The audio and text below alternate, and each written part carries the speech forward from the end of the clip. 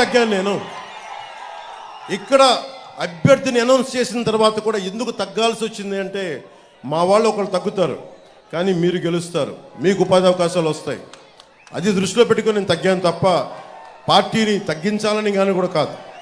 ఎందుకంటే 4 దశాబ్దాలుగా ఒడిదుడుకులు తీసుకున్న వ్యక్తి, ఆయన అనుభవం కావాలి.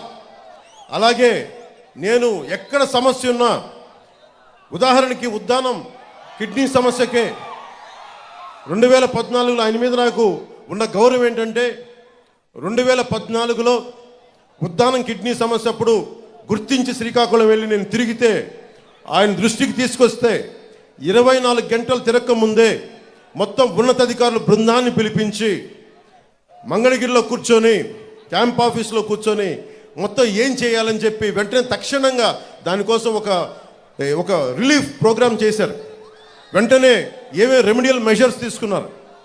అందుకనే ఆయన అనుభవం నాకు మనకి రాష్ట్రానికి కావాలి. అందుకని కూర్చొని నా స్వార్థాన్ని కూడా పక్కన పెట్టి, మన ఆశయాలను కూడా మన ఆశలను కూడా పక్కన పెట్టి, జనసేన నాయకుల తాలూకు తృష్ణను కూడా పక్కన పెట్టి, కేవలం ఆంధ్రప్రదేశ్ ప్రజల ఆకాంక్షను దృష్టిలో పెట్టుకొని నేను ఈ పొత్తుకి చాలా ముందుండి అందరం కలవాలని చెప్పి నేను ముందుకు తీసుకెళ్ళాను. మీరు బాగుండాలని చెప్పి. మీకు ఈ వ్యక్తి నేను నా నోట్లోంచి ఉచ్చరించేంత స్థాయి కూడా లేదు ఈ సివిల్ సప్లైస్ మంత్రికి. ఇలాంటి మంత్రుల్ని, ఇలాంటి అభ్యర్థుల్ని, ఇలాంటి రాజకీయాల నుంచి తన్ని తగలేసేయాలి, బయటికి గోస్తని నదిలో కలిపేయాలి ఇలాంటి వ్యక్తుల్ని. ఎంత అలుసు నీకు, ఎంత పొగరు నీకు, ఎంత అహంకారం నీకు, ఎంత దురహంకారం నీకు. రైతు ఏడుస్తా ధాన్యానికి మొలకలు వచ్చినాయి అంటే నువ్వు బూతులు తిడతావా? నీ అహంకారాన్ని నేల కింద రాచే రోజులు వస్తున్నాయి, మర్చిపోకు. నేను ఓట్ల కోసం కానీ, నేను ప్రజలు బాగుండాలని ఆకాంక్షించేవాడిని. 25 సంవత్సరాలు రోజుకి కోట్లు తీసుకోగలిగే సత్తా ఉన్నవాడిని. ఇవన్నీ పక్కన పెట్టి ఒక సమూహం కావాలి. ఒక నదికి, ఒక దేశానికి ఒక నది చాలదు, ఒక దేహానికి ఒక రక్తనాళం సరిపోదు. అలాంటి 5 కోట్ల మంది ప్రజలకి ఒకళ్ళిద్దరు నాయకులు సరిపోరు. 3 పార్టీల బలమైన నాయకత్వం కావాలి.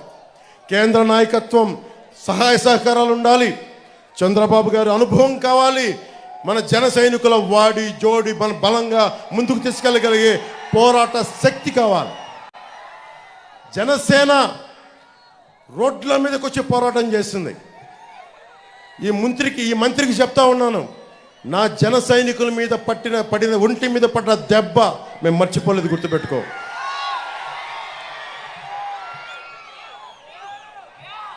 ముఖ్యంగా ఉపాధికి ఇక్కడి నుంచి గల్ఫ్